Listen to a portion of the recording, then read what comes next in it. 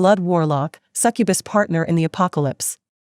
Chapter 281 Big Change in 3 days. When people were busy, the perception of time seemed to speed up, so for Xietain, 72 hours of time flashed by in the blink of an eye. During these 3 days, the amount of work he had to do was simply too much, to the point where he barely had about 3 or 4 hours a day to sleep. Were it not for the fact that his soul power was especially high, even as a soul evolver, as he would have collapsed by now. This was because the works that Xietain did were not light work by any means. He first had to meet with the different team leaders of the North Camp, including those from Liu Yan's previous faction. Then, Xietain had to reform the troops in an improvised way to mix the men who previously had conflicts due to the silent and hate-filled war between their leaders. To become more familiar with the armed forces, Xietain went on several expeditions in search of supplies in the surrounding area, never going more than 100 kilometers from the base. Because most of the areas had already been explored during the previous month, not much could be found, but what could be found was enough to replenish the lost fuel and make some profit to ensure that the time spent would not be considered a total loss. Little by little, the armed men began to familiarize themselves with this new leader, and the vast majority of them were quick to accept him. After all, who didn't want a powerful and capable leader who fought on the front line, taking on the enemy first? The strength, bravery, and dominance on the battlefield that Xietain displayed was enough to attract the admiration and loyalty of many gunmen. At the base, there were a total of 100 soul evolvers, but over the past 3 days, that number had swelled to 300. In short, there was a 200% increase in soul evolvers. This incredible growth rate was all thanks to Shangguan being Shui. While Xietain was busy taking over the real control and power of the base, she was not idle at all. Xietain delegated to her the task of overseeing the distribution of food to the survivors, forming a more efficient logistics team to support the front lines, tallying the amount of supplies the base had available and making an approximation of how long it would last at the new consumption rate, confirming the ammunition inventory, and many other assignments. Even if Nangong Lingxin, Nangong Yi, and the new logistics team were there to help her, Shangguan Bing Shui was very busy and barely found any time to absorb the soul power of other living beings to level up. In fact, the group of 4 barely saw each other's faces for the past 3 days. As for the reason why there was an abrupt increase in the number of survivors who suddenly became soul evolvers, it was all initiated by Shangguan Bing Shui. In the western part of the base, where the weakest and hungriest survivors lived, as well as in different parts of the base, several stands were set up where relief food was being distributed. This was happening every day just like in the past, but everything had changed compared to when Kong Rong and Liu Yan were in charge of the base. Standing in the middle of a long line of survivors, a typical family consisting of a couple and their 13-year-old son calmly carried their bowls. Unlike in the past, this family did not have an extremely weary look in their eyes, and it was obvious that their nutrition had improved exponentially. The formerly dry and yellowish skin of the 37-year-old woman was gradually becoming tender again, regaining its natural white color, while the blemishes on her face were slowly being removed as if by magic. The man's weak muscles had recovered considerably, and the vigor in his eyes made him look like a lion ready for battle. After about 20 minutes, the family of 3 arrived at the front and were greeted by a fat man holding a spoon in his hands. The fat man looked at the 3 for a moment before putting the spoon into the pot and pulling it out before pouring the contents into the woman's bowl. Then, the fat man did the same with the man's and the kid's bowl before shouting loudly, "Next." The family of 3 retreated to a corner and sat down to begin eating. "This meat soup is really delicious," the woman commented as she looked at her bowl with sparkling eyes. "Not only is it delicious, the quantity of meat here can be conceived as a lot even in the past," the man replied to his wife. His voice, as loud and powerful as thunder, was brimming with gratitude as he said, "This is all thanks to Lord Bai." After he took over the base, everyone's situation changed for the better to a great extent. Now, even the bottom survivor can get at least 3 bowls of meat soup every day. Besides, this meat is definitely not normal meat. The woman pointed as she closed her eyes and enjoyed the cooked meat. "Our weak body recovered too quickly, and even little Shun recovered from his malnutrition. Truly, this person named Xietain came to become our light." The tall, strong man nodded before looking up at a building just to see an incredibly beautiful silver-haired young woman emerge from inside before disappearing into the crowd. Although Lord Bai has not shown himself in public, Miss Shangguan has also been working hard. She appears every day in every food station to supervise the distribution of food at least once. She has become quite famous and well-known among the survivors as well. One of the biggest changes that North Camp underwent was that the survivors no longer received only 1 bowl of food per day, increasing to 3 per day. In addition, instead of rice gruel diluted to the point where it was difficult to find a single grain of rice, what replaced their daily meals were 3 big bowls of broth with meat in it. This meat was not normal meat, it was mutant beast meat. Although they were only normal and low-level mutant beasts, just 10 and below, the meat of these beasts accelerated the recovery rate of the survivors whose bodies were weakened horribly. At the very least, the survivors received an increase of 3 points in their health stat, and the weaker ones even received up to 8 health points, all this because the soul power of these people was scarcely low and of poor quality. With Bai Zemin leading one and Shangguan Bing Shui leading the other, 2 large squads of soul evolvers were formed. Each squadron numbered around 50 at first, as that was all the base had. These 2 squads went into the forest separately, and while they didn't charge too deep and only stayed on the outer perimeter, they managed to hunt over 200 mutated beasts in just 1 day. As Bai Zemin and Shangguan Bing Shui targeted the low-level beasts so that the weaker soul evolvers would level up and become more powerful, the hunting rate was not particularly high, but it was undoubtedly sufficient. Using the meat of over 200 beasts, the next day the survivors began to enjoy a better meal and their physiques began to become more powerful thanks to their soul upgrade. It was then that Shangguan Bing Shui suggested starting recruiting poor survivors to become soul evolvers, giving them certain privileges depending on the level of power they achieved and the contributions they made to the base. Now that their physiques had begun to recover quickly, those who were already fed up with the life they were leading and not wanting to experience again the feeling of being eaten by their own body, a large number of survivors immediately enlisted and applied to become soul evolvers. In only 3 days, the number of soul evolvers who had enlisted exceeded 200, and some of them who were fighting practically without rest had already broken level 15. Inside her family's villa, Lu Xiaoyao was wearing a professional dress uniform and was currently reading over various documents. The current Lu Xiaoyao had changed considerably compared to how she was in the past. Although she still had tantrums and was arrogant, at least this 18-year-old managed to realize that depending on her father would not always be good for her, since in the future this could be the cause of her own downfall. Although she did not have the courage to fight, she decided to do another kind of work and was now in charge of supervising the logistics team.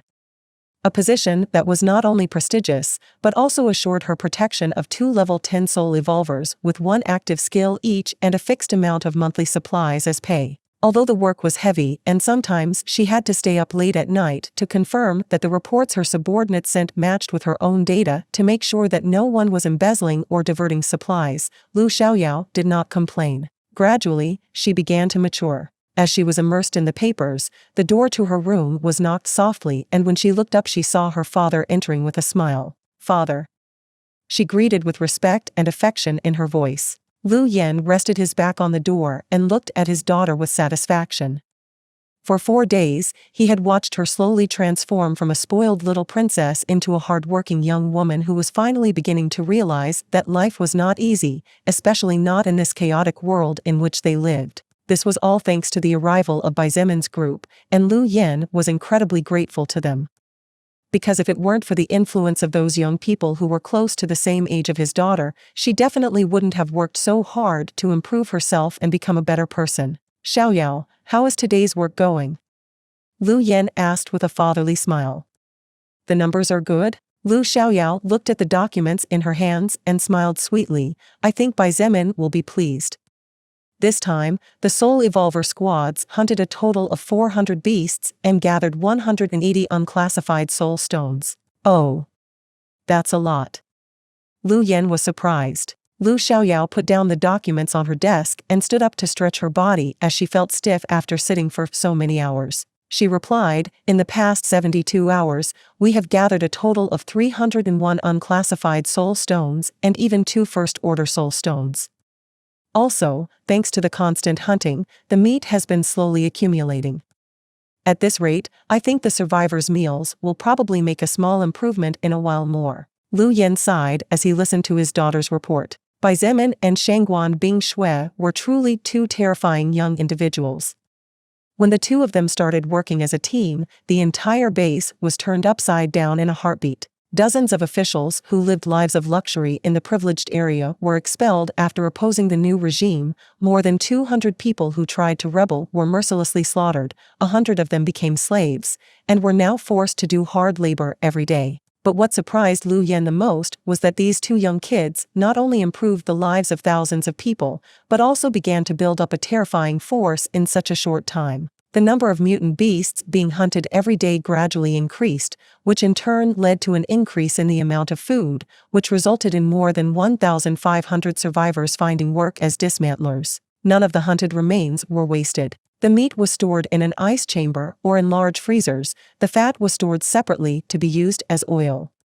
As for body parts such as ligaments, bones, pelts, scales, etc., they were carefully worked and then stored to be made into armor later. A new society powered by magic, mana, and soul evolvers began to take shape under the leadership of two young adults who were still college students. Lu Yen was suddenly curious as to how far this would all go and, in case that path was far ahead, he hoped to live to that day so that he could appreciate it all with a smile and scoff at those who wanted to destroy the human race. Unconsciously or not, Lu Yen, like many others, believed that with two such horrendously strong and intelligent young individuals at the lead, this small faction would one day achieve great things. Undoubtedly, it would not be easy and there would undoubtedly be many impediments. However, Lu Yen had never in his more than 50 years of life met two such prominent people. So his expectations and hopes were very high. A new king and a dynasty, eh? Might not be so bad. He muttered with a smile as he looked out the window. Blood Warlock, Succubus Partner in the Apocalypse. Chapter 282 Lilith's Out of Control Emotions. The wind was blowing softly, but that breeze seemed to come from the Antarctic itself as the temperature was by no means spring-like.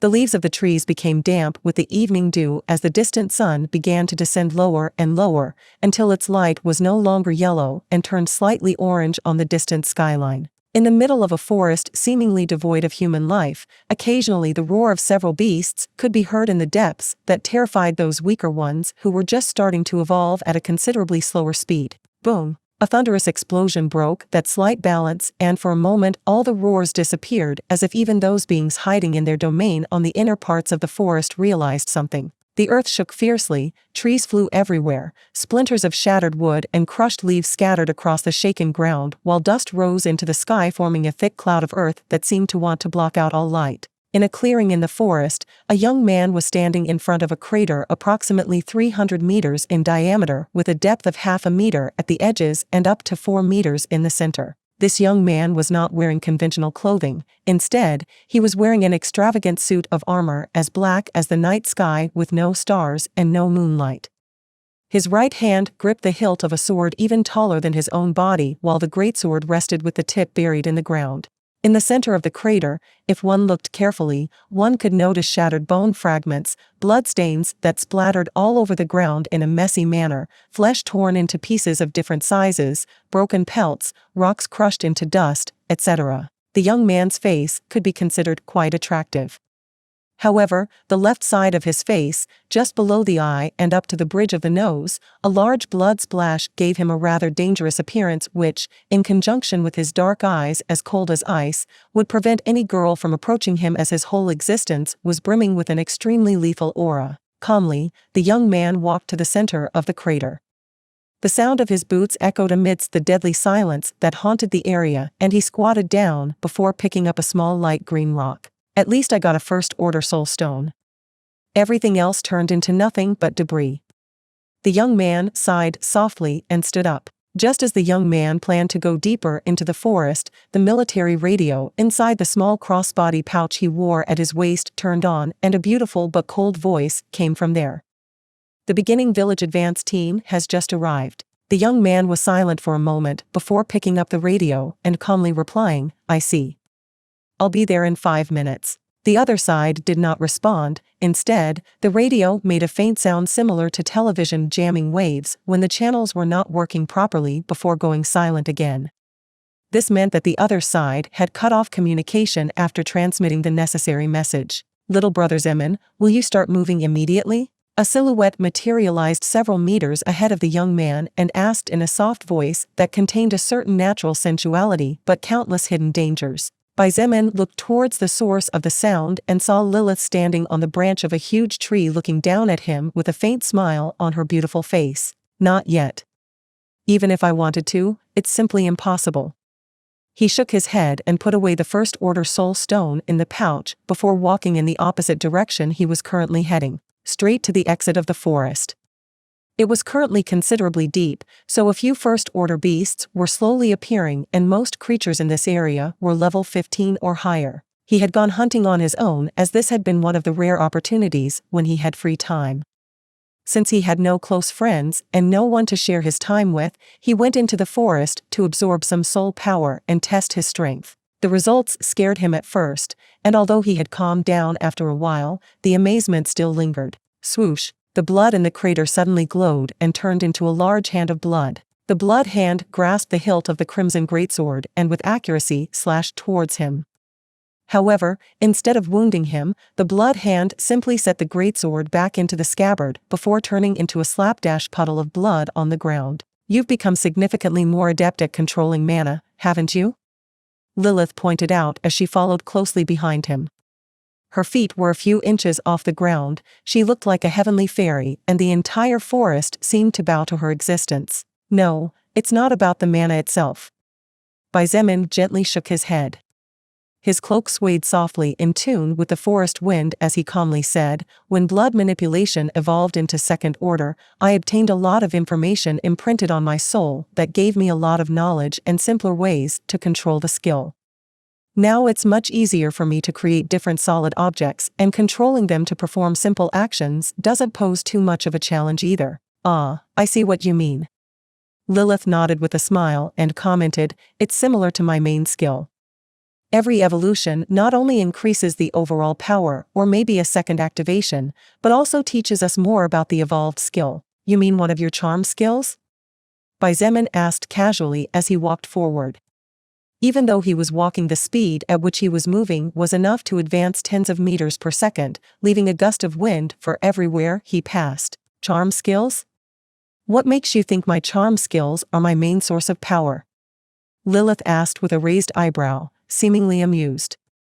No matter how fast Xietain advanced, the distance between them never grew and always was the same. Xietain looked back slightly and said with a hint of surprise in his voice, "Well, aren't you a succubus?" Judging from what Lilith had just said, it seemed that Xietan's previous thoughts were too naive. Because this was the first time they were talking about her skills, his curiosity began to itch. What powerful skills would Lilith have? As a Sixth Order being, her skills must be incredibly powerful and destructive. It was what Xietain believed. "Ha ha ha." Lilith laughed amusedly and stopped, which caused Xietain to stop as well. "You're wrong though, little brother Xietain." Lilith shook her head, causing her thick dark hair to dance softly. "Though I do indeed have charm-focused skills, my main skill is nothing of the sort." "It isn't?" Xietain blinked and asked curiously, "I see, then can you tell me what it is?" Lilith looked at him with a smile and walked towards a huge tree a short distance away. She laid her soft, smooth white palm on the dark, wrinkled bark of the tree that reached over 400 meters high and said, "Since you're curious about it, let me show it to you." "Eh? But didn't you say that you?" Although Xietain did not finish the sentence, Lilith understood what he meant. She chuckled and said calmly, "I said that I can't take the initiative to attack living beings or interfere in battles of lower existences, that's true. However, I may have expressed myself poorly back then. What I meant was that I cannot initiate an attack against conscious living beings. While this tree here is undoubtedly alive, it is not conscious of such a thing, and since its consciousness did not awaken when the mana of the world began to circulate in its body, then it will never awaken consciousness of its own. Therefore, the soul record does not consider such beings to be truly alive even though the world does." "I see." Xietain nodded and finally understood. Still, he shook his head and said with some concern, "Either way, forget it, Lilith. If something goes wrong here just for a stupid reason like this, then you might die. You don't need to." "Oh?" Lilith stopped her movements and looked at him with genuine surprise on her face. "You care about me?" Xietain hesitated when he heard her question. However, seeing the slightly anxious expression on her face, he finally conceded, "Yeah, well. Actually, one of the requirements to evolve Stoneheart was completed thanks to you. This means that you are someone important to me." Lilith stayed silent and her seductive red lips opened slightly due to the surprise in her heart. A trace of disbelief flashed in her ruby eyes before a hint of joy replaced that emotion. "You've already completed one of the requirements to evolve that skill? That's impressive." She rejoiced. Xietain might not know how difficult it was to complete requirements for a third-order skill with his current strength, but Lilith was very clear about this. Even fourth-order existences did not necessarily manage to evolve skills beyond third order due to the difficulty it represented. "Rather than me completing this requirement, I would say that the one who completed it is you." He shook his head and forced a smile. "Me trusting you 100% means that you are worthy of my Stoneheart skill not being activated against you. Considering that you are a woman, the difficulty of becoming someone important to me is even more challenging, but you still managed to do it in just over 1 month. In that case, the impressive person here is you." Lilith was silent for a long time, during which time the two simply looked at each other. The wind blew hard again, his cloak swayed and her hair danced. The inky black of the cloak and hair formed a beautiful painting that contrasted harshly with the vivacious green of the forest, and the silence only made everything even more perfect. After an unknown period of time, Lilith removed her hand from the bark of the tree and smiled bitterly. "Little brother Xietain, you should be careful with your words and actions." Xietain looked at her blankly. "What is that supposed to mean?" "I don't think I've done anything wrong though." Lilith brushed a strand of hair behind her ear and sighed, seemingly exasperated, before saying in a tone of an older sister reprimanding her younger brother, "Listen, you little rascal. We women are a little complex sometimes, but we all have something in common. Want to know what it is?" "Sure." He nodded with some hesitation. "Well, I won't tell you." Lilith stuck her tongue out at him in a super cute way before disappearing as if she had never been there. "But what the F?" Xietain didn't know whether to laugh or cry. "Forget it, man. Let's get out of this place." His right foot stomped with all his strength on the ground and his body shot out like a cannonball forward, covering more than 100 meters in a second. The nearby trees swayed fiercely, and those weaker and smaller ones were directly uprooted or blown to pieces just by the wind resulting from the explosive speed. Lilith appeared above the clouds and shook her head while whispering, "Really, this little rascal is very dangerous." In several meanings of the word. She touched her slightly disturbed heart and with a lot of effort managed to calm her emotions once again. Her black dress swayed slightly and in the next instant she vanished once more. Blood Warlock, Succubus Partner in the Apocalypse. Chapter 283 Venomous Healer. Xietain dashed like lightning, leaving the forest in no time and arriving in the city where the base was located not long after. As he flashed at full speed through the less traveled streets, the survivors who were only normal human beings felt a massive gale of wind rushing past them. The only thing they could make out with great effort was a shadow for a split second that appeared in front of them before the shadow faded away. Some of them were frightened and ran away to their homes, while others who had already seen the greatness of the soul evolvers naturally related this phenomenon to a mighty warrior passing through the area. Fortunately, no one associated what happened with a monster attack, which was completely natural, considering that for a monster to sneak into the center of the base it first needed to get through the numerous defensive lines and guard checkpoints. Another thing that Xietain rejoiced in was that while his blaze scale greatsword weighed about 1 ton, which was basically equivalent to a car, it wasn't as if every step he took made the ground tremble as if a Tyrannosaurus Rex was walking around. After all, it wasn't as if cars made the earth shake every time their wheels rolled, and Xietan's control over his body was practically perfect, being able to control how the weight he carried affected his surroundings. A little less than 5 minutes after he left the forest, Xietain arrived at the entrance to his current villa in this base. Even when he stopped for a while to have a conversation with Lilith in the forest, he still managed to somehow arrive within the time limit he informed to Shangguan Bing Shui before she cut off the communication. As he calmly walked inside, Bai Zemin could already perceive various presences inside his villa that differed from the auras of Evangeline, Shangguan Bing Shui, Nangong Yi, Nangong Lingxin, and the rest of the people living here, including the domestic maids. However, he was already quite familiar with the aura that exuded from the souls of these people. Although Bai Zemin felt it was puzzling how he could so freely sense the soul power of others, he had no answer for this, so he could only temporarily put it aside. When he arrived in the living room, the first thing that greeted Bai Zemin was the big smile on Fu Xiefeng's face. The slender young man was wearing the dark brown leather armor that Bai Zemin had forged for him and was currently chatting happily with a pretty girl of about 23 years old. This girl was Fu Shuren, Fu Xiefeng's older sister, whom Bai Zemin accidentally met 4 nights ago in the big marble bath. Apart from Fu Xiefeng, there was also Kan Lan present. She was wearing a platinum-colored light leather armor that had been forged using the leather and pelt of the First Order Platinum Ape that Bai Zemin had defeated a few days before finally forging a path to the university's exit. In addition to Fu Xiefeng, Fu Shuren, and Kan Lan, there were also the Nangong siblings and Shangguan Bing Shui present. Basically, Fu Shuren aside, all those present were people who had fought together quite a few times, as even the Nangong siblings who had joined the group a little less than 2 weeks ago had fought their share of battles when Bai Zemin was still forging equipment inside his workshop. In short, the atmosphere was quite intimate, as regardless of whether some had more affinity or trust with someone else than with the rest, it was true that everyone had at least a certain level of respect and appreciation for each other. Even Shangguan Bing Shui, who was just sitting there quietly without talking to anyone, looked quite at ease with the current situation. "Hey, Bai Zemin." Nangong Lingxin finally noticed his arrival and called out to him. Everyone else stopped what they were doing and looked towards the entrance of the living room. At the sight of him, except for the Ice Princess's always indifferent and hard-to-analyze face, they all revealed slight smiles on their faces. Bai Zemin carefully left his sealed greatsword in the scabbard, leaning it against the wall, and walked towards them with a small smile. "Kan Lan, Xiefeng, I see that the two of you haven't been slacking off during this time." Kan Lan chuckled and nodded. "I'm currently at level 25, the same goes for Fu Xiefeng. We both received our breakthrough mission to get our first job and finally become first-order existences. That's great."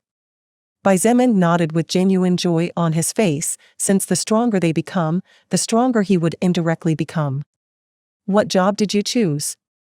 Do you need help with that?" Although it was impossible for him to kill or weaken the enemy she needed to defeat, Bai Zemin could help her devise strategies and plan the best way to succeed without having to go through so many dangers and headaches in the process. However, Kan Lan shook her head gently and said, "Actually, that's not necessary temporarily. The job I chose is called Venomous Healer, and the evolution requirements are a bit strange, but I think I can accomplish most of them on my own. I'll probably need you to help me with the final requirement later though." "Venomous Healer?" Bai Zemin was genuinely surprised. There was no way this kind of job was a normal one just based on its special name. Indeed, it is a special job. Even though it's not a unique job, the path of this human named Kan Lan will be brilliant as long as she doesn't die in the process. Lilith's voice rang in his head and confirmed Bai Zemin's theory as if she knew what he was thinking. After thinking about it for a moment, Bai Zemin realized that so far, Kan Lan had learned 3 active skills through scrolls. One of these skills was focused on healing, while the other 2 were attack skills with poisonous or corrosive properties. Therefore, that the work Venomous Healer appeared within the evolver options Kan Lan could choose from was not too strange. That's not the only thing. Kan Lan smiled with a hint of pride and continued, "I just need to complete one more requirement to evolve Lesser Healing to second order. In fact, evolving this skill is one of the requirements needed to obtain my job, Venomous Healer." Bai Zemin was very happy about this and praised her again. The lesser healing skill was the skill he most appreciated from Kan Lan, and she was naturally aware of it. Therefore, she had been working hard on her own, and every time she went out on an expedition, she would strive to find the necessary ingredients for the skill to grow steadily. After chatting with Kan Lan for a while more, Bai Zemin finally turned his attention to Fu Xiefeng.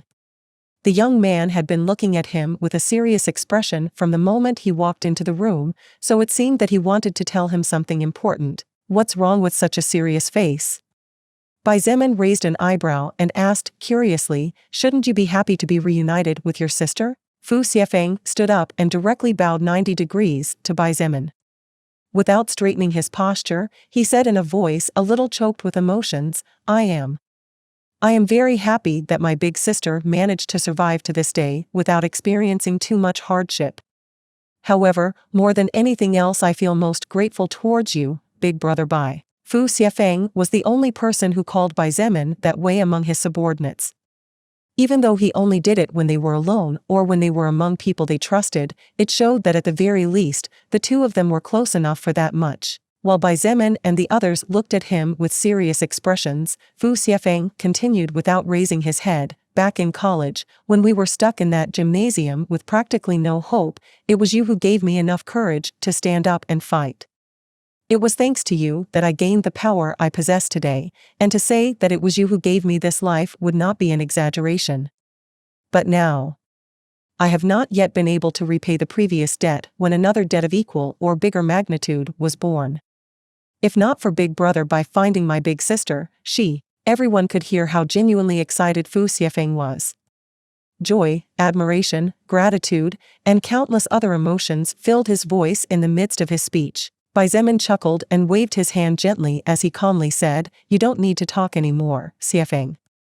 If you really feel grateful as you say, then you already know what to do, don't you? Fu Xietain finally raised his head to look at him. He straightened his back and his black eyes glittered with resolution as he swore, even if the president of China himself appeared in front of me and you want me to kill him, my dagger will never hesitate. Xietain didn't know whether to laugh or cry as he heard the words of the 19-year-old in front of him. The president of China?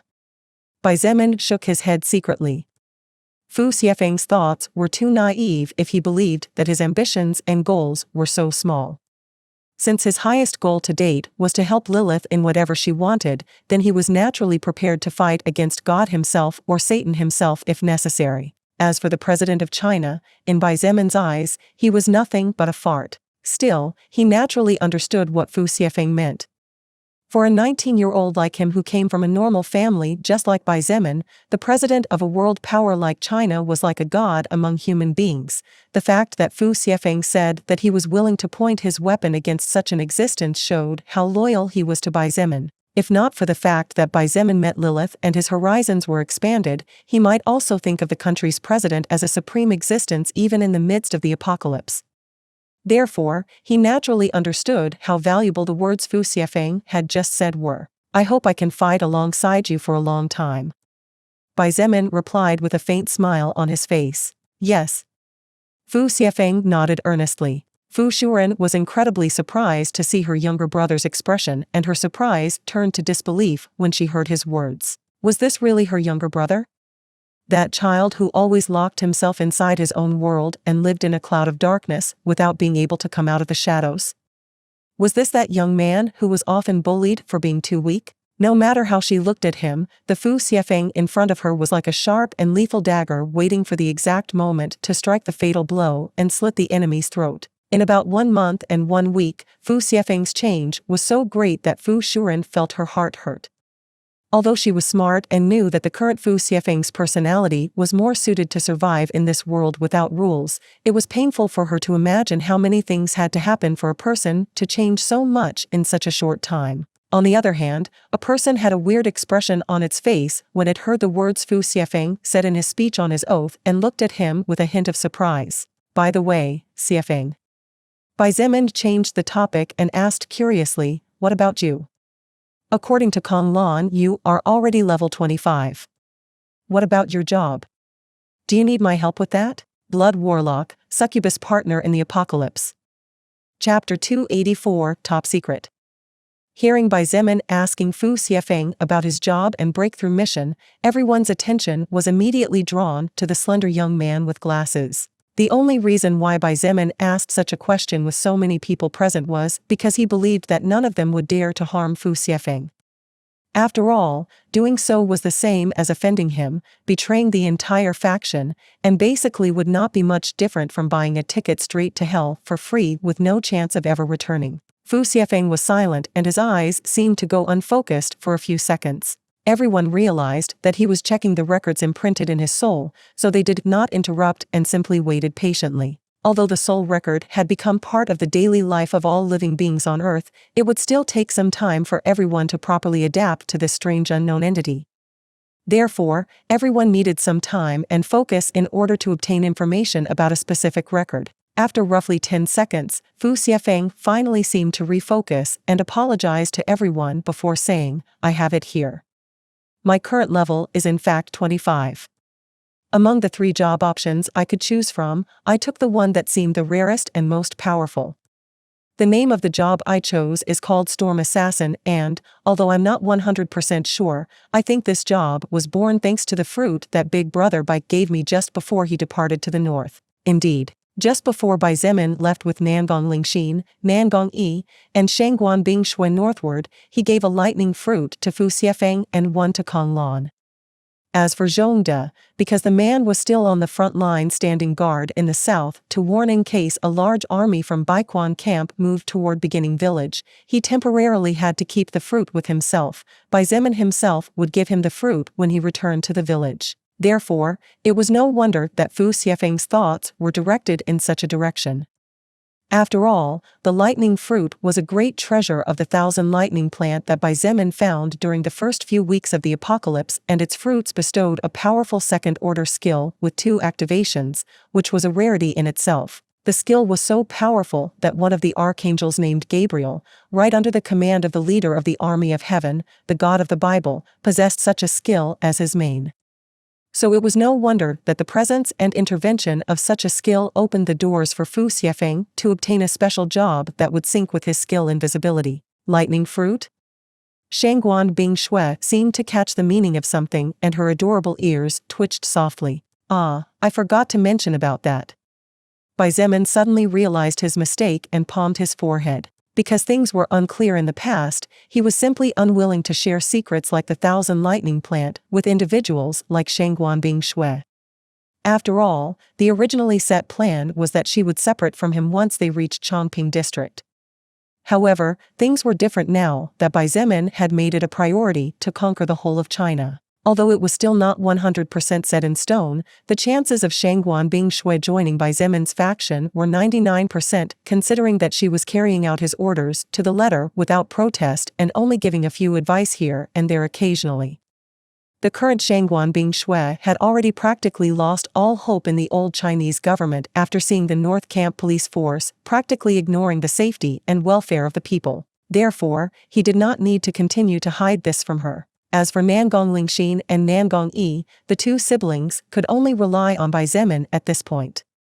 Although they were both strong, if they left the safety of his faction and ran into a first-order beast or 2, the fate of both of them would be sealed. Bai Zemin looked at Fu Shuren and then at Fu Xiefeng. Although he said nothing, Fu Xiefeng understood the hidden meaning behind his gaze and hurriedly glanced at his elder sister before saying, "Sis, can you go ask the maidens to bring some tea?" Fu Shuren was a smart woman, so it didn't take her long to understand the situation. She stood up quickly and excused herself, "Then, I'll go make the tea myself." "Please excuse me." Even though she was Fu Xiefeng's big sister and Bai Zemin trusted in the slender young assassin, this did not mean that Bai Zemin trusted her.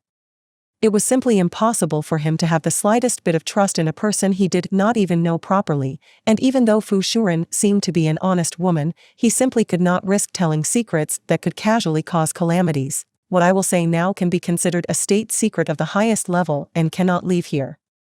If a single word leaks out, then I will personally see to it that the culprit pays miserably." Bai Zemin looked at everyone and spoke in an extremely serious voice as a chill flashed in his dark pupils. Hearing his words with a slight tinge of murderous intent, everyone held their breath for a second before their expressions turned serious as well.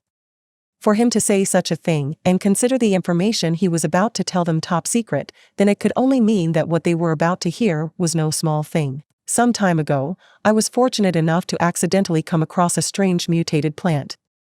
Xietain narrated the events of how he encountered the mutated plant, currently named Thousand Lightning Plant due to its fruit capable of bestowing the second-order lightning movement skill. After finishing, he went to his room and then returned with a very small plant that was carefully placed in a pot.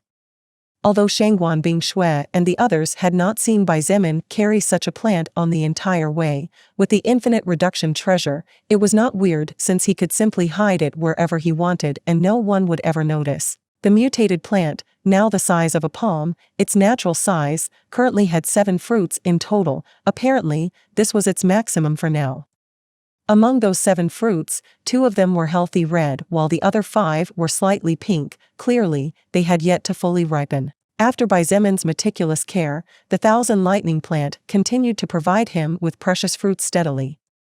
This natural treasure was like a baby to Xietain as he never forgot to water it every day, letting it absorb sunlight whenever possible. Thanks to this treasure and the meticulous care he had supplied it every day, Xietain had successfully given a fully ripe fruit to Kai Jingyi, Fu Xiefeng, Kong Lan, and had 2 more ripe fruits, all this without counting himself. Shangguan Bingshui sucked in a breath of cold air, which caused her ample bosom to swell slightly forward, and if not for everyone being focused on the mutated plant before them would definitely have attracted more than one set of eyes. Before everyone realized what this little plant really meant, Shangguan Bingshui had already figured out how valuable it was just by listening to a fraction of the explanation given by Xietain. This definitely can't get out of here.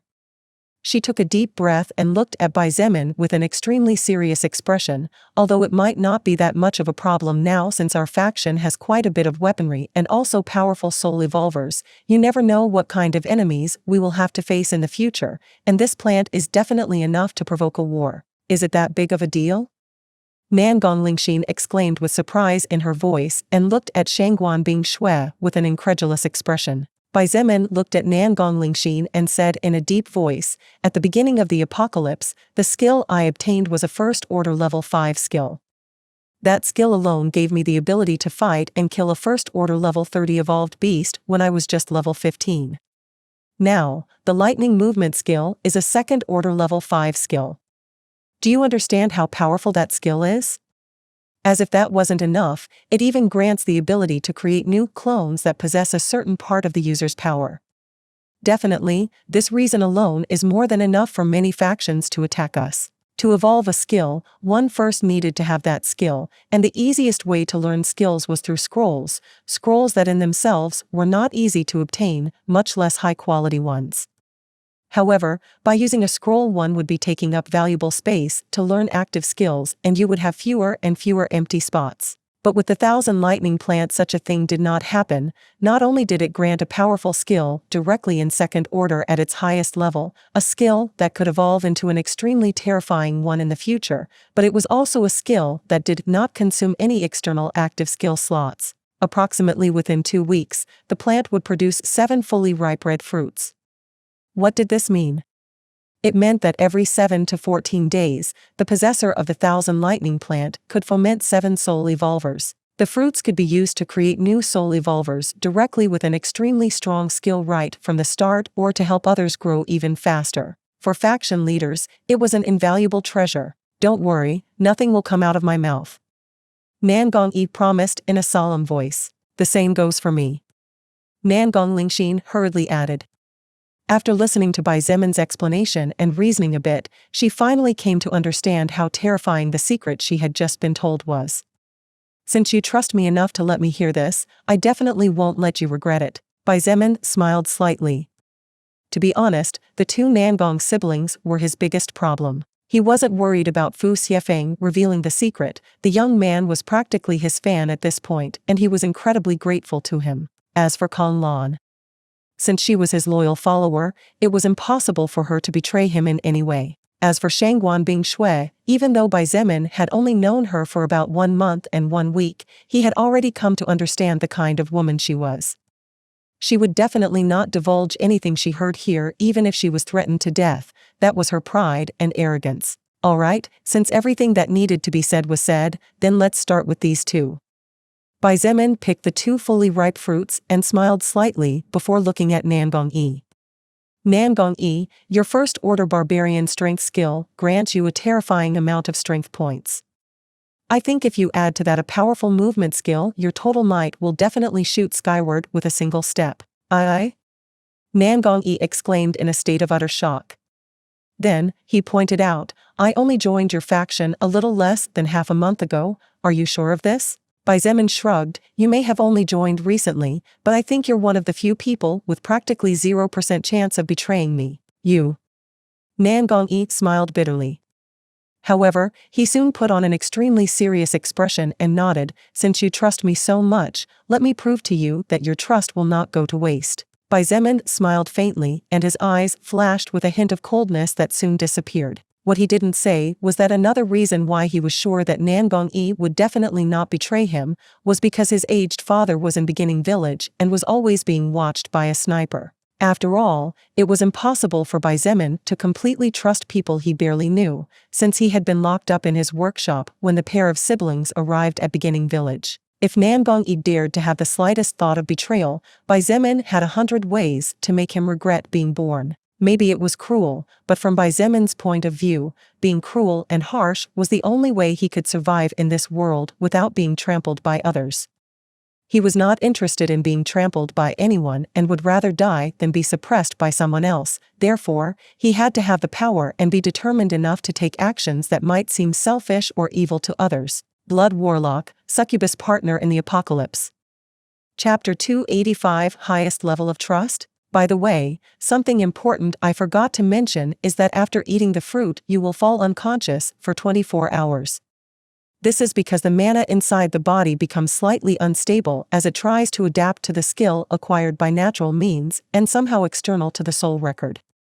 Baizemin suddenly remembered the matter of falling out of combat for a whole day, so he quickly pointed it out. Nangong-yi's face changed slightly for a second before he regained his composure. Since that's the case, then I guess I'll have to rely on you guys to take care of me in the meantime. Don't worry, I'll stay in your room until you wake up.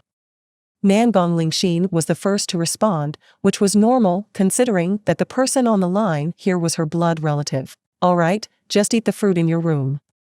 Baizemin nodded calmly. All right then. Nangong-yi stood up and prepared to leave. Man, I'm already looking forward to tomorrow so I can receive that skill. Somehow I feel like when I was still a teenager, ha ha ha. He didn't seem worried about being attacked while was completely unprotected, which from a certain point of view made a lot of sense. To begin with, if an enemy wanted to harm him, they would first have to break through the blockade set up by powerful soul evolvers as well as the mighty and terrifying Baizemin. If such a thing happened, then Nangong-yi knew that he wouldn't have any possibility of living even if he was awake, so he didn't worry too much. As for someone from his own faction attacking him, Nangong-yi didn't think about it. If he couldn't even trust the people he fought with every day shoulder to shoulder and with whom he was going to fight many more wars in the future, then it was only a matter of time before they stabbed his back. Perhaps it was the thoughts of a person resigned to fate, but it also seemed reasonable from a logical and objective point of view. After Nangong-yi returned to his room together with his sister Nangong Lingxin, who would protect him for the 24 hours he would be passed out, the room was silent for a moment before Baizemin finally looked at Shangguan Bingshui. You can have the second fruit. He finally offered and thrust his hand forward with the open palm facing upward. Just above his hand was the small red fruit the size of a human fingernail which, although it looked extremely delicious, Baizemin knew it was a great deception as it was even more acidic than lemons. Shangguan Bingshui stared at his open palm, more specifically, she stared at the red fruit with a hard-to-read expression. Finally, after several seconds of silence, she withdrew her gaze and looked Baizemin straight in the eye before saying curiously, "Why are you giving one fruit to me? I haven't agreed to join you yet, have you forgotten? That fruit represents a powerful second-order active skill of the highest level, which in turn means the birth of a powerful soul evolver. Aren't you afraid that in the end I might decide to join another faction or even decide to establish my own?" Baizemin laughed indifferently at her words. While the beautiful silver-haired woman's questions made perfect sense and her doubts were certainly justified, she was not the only observant person. He calmly replied, "Since day one of the apocalypse, we had many discussions and differences. Even now, more than a month later, we still have our differences, which is perfectly normal given that we are two different people with different thoughts. Still, I think that at the very least I know you well enough to understand that even if in the end you decide not to join my faction and my ideals, I firmly believe that you will not become my enemy in the future. Shangguan Bingshui raised an eyebrow and said with a hint of amusement in her voice, "That's quite confident of you, who is usually as wary as a fox. Do you really think I won't become your enemy in the future?" Bai Zemin chuckled and shrugged his shoulders. "Even if you become my enemy, it's not like you can defeat me anyway, can you?" Kong Lan almost burst out laughing when she heard Bai Zemin's words, while the corner of Fu Xiefeng's mouth began to twitch furiously and a bead of sweat slid silently down his face. "Humph." Shangguan Bingshui coldly snorted and was about to say something when Bai Zemin continued. "All joking aside, to be honest, the reason I'm doing this is because even if after all this finally you become my enemy, then that just means that my eyes were wrong and that I evaluated you too high. That's all," he said calmly and looked at her with a sincere expression. "If at the end of the day it turns out that I was wrong, then I will take it as a valuable lesson and not as a loss. Regardless, it's not as if the Thousand Lightning plant won't produce any more fruit, is it?" Shangguan Bingshui's expression changed several times as she heard Bai Zemin's words. In the end, she let out a peculiar sigh and shook her head. She leaned her body forward and used her fingers to take the red fruit lying in Bai Zemin's palm. Bai Zemin nodded and was about to say something when his expression froze in the next instant. Shangguan Bingshui looked at the fruit for a second before bringing her thin fingers to her slightly open lips before slipping it into her mouth. Her lips closed together once more and the line of her elegant jaw moved once before her throat fluttered softly. You ate it? Just like that?" Bai Zemin looked at her speechlessly. Even Kong Lan and Fu Xiefeng gawked at her. Shangguan Bingshui's perfect white face became redder and her breathing turned slightly heavy, which showed that the effect of the fruit began to do its part immediately. She said with a bit of difficulty, "You'll have to take care of me until tomorrow then. Why didn't you just wait until we got back to Beginning Village? There you could have asked Wu Yijun or Chen He to take care of you. Aren't you afraid that I might do something to you while you are sleeping?" Bai Zemin pointed out stupefied. Although he trusted her quite a bit, he definitely wouldn't dare to stay 100% unprotected against her. If someone asked Bai Zemin if he would be willing to wholeheartedly faint in front of Shangguan Bingshui, which would basically mean leaving his life in her hands, he would undoubtedly slap that person and scoff mercilessly. He in no way believed that the trust between him and her had reached such a height. Still, if something like that happens, Shangguan Bingshui uttered in a low voice and her eyelids began to close together rapidly. Just before she fell unconscious, she whispered, "Then I guess I was wrong about you and evaluated you too high." Bai Zemin's mouth opened slightly and a hint of surprise flashed in his black eyes. He. This woman gave you back your own words." Lilith's voice rang in his head. She said with a hint of delight and amusement, "She really got you this time, little brother Zemin." Bai Zemin rolled his eyes and sighed heavily before standing up and looking at the woman passed out on the couch adjacent to his.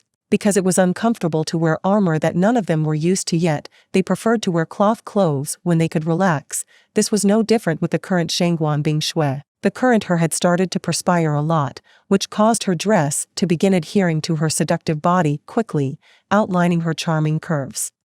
This added a completely different shade of attraction to her usual coldness, and regardless of whether one was an old man or a young man, Bai Zemin could swear that as long as one was a man, he would definitely be attracted. Even the shy Fu Xiefeng was slightly dumbfounded as he looked on in a daze, and it was only after Kong Lan teased him that he finally looked away with a face as red as an apple. Bai Zemin looked at Kong Lan and was about to say something when she hurriedly shook her head and said earnestly, "Leader, she is trusting in you, not in me. Don't you think it would be good to respond to that level of trust in the right way? You." He looked at her and wanted to say something but was at a loss for words. What he wanted to ask Kong Lan was to take Shangguan Bingshui and bring her to her room. After all, he was a man and the relationship between him and her was not particularly close. Besides, Bai Zemin was aware of Shangguan Bingshui's weariness and clear dislike of men. He did not want to betray the trust she had reposed in him. However, what Kong Lan said was true as well, which left Bai Zemin with no way to reply. Shangguan Bingshui had made it more than clear that she was entrusting her total security to him. In that case, wouldn't it be right for him to take care of it? Even though he did not respond positively and was more like her throwing herself on her own without caring about the opinion of others, it was true that her high level of trust was unexpected for Xietain, which resulted in him wanting to act in the right way. Forget it then. Let it be like that then. He shook his head and stopped overthinking things. It wasn't a big deal anyway. Xietain walked around the small glass table and took Shangguan Bingshue's body in his arms. The first thing he did was to put both of her arms around his neck to make it easier for him. Then, one of his arms hugged her tender back from her shoulder to her slender waist while the other arm went just below her knees. When he stood up, Kang Lan clapped her hands and said excitedly, "Leader, you are embracing the #1 beauty of Beijing University and the most desired woman in the whole faction like a newlywed couple." Xietain almost fell to the ground when he heard what Kang Lan said. He looked at her with wide eyes and said dumbfounded, "I say, my cherished healer, when did your shy personality turn into a playful personality?" He could still remember how not so long ago, Kang Lan was as shy as a rabbit. She definitely wouldn't have dared to joke with him like that in the past. Kang Lan stuck out her tongue before saying with a smile, "That's, of course, because I know the kind of person you are. I'm only like that with less than 5 people so far." Xietain shook his head and walked upstairs without giving his opinion on the matter. Fu Xiefeng finally coughed and murmured, "Hey, Kang Lan, I'm sure if that good-looking guy Chen He hears about this he'll definitely die of a heart attack. He. I'd say that while Chen He dies of a heart attack, someone else might also get hurt in the process." Kang Lan grinned like a little fox and started gossiping as if she had found something funny. Fu Xiefeng quickly thought of something and pursued, "You mean Wu Yijuan?" "That's right." Kang Lan nodded and said in a low voice, "I think if she finds out about this she might start to see Shangguan Bingshue as her new love rival." Fu Xiefeng rolled his eyes and muttered, "There are many women who want Big Brother by anyway.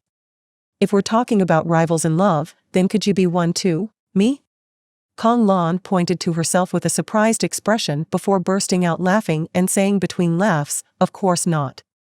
I know my place. Besides, I don't think weak people like us have time to think about things like love." Blood Warlock, Succubus Partner in the Apocalypse. Chapter 286, Lilith's Age.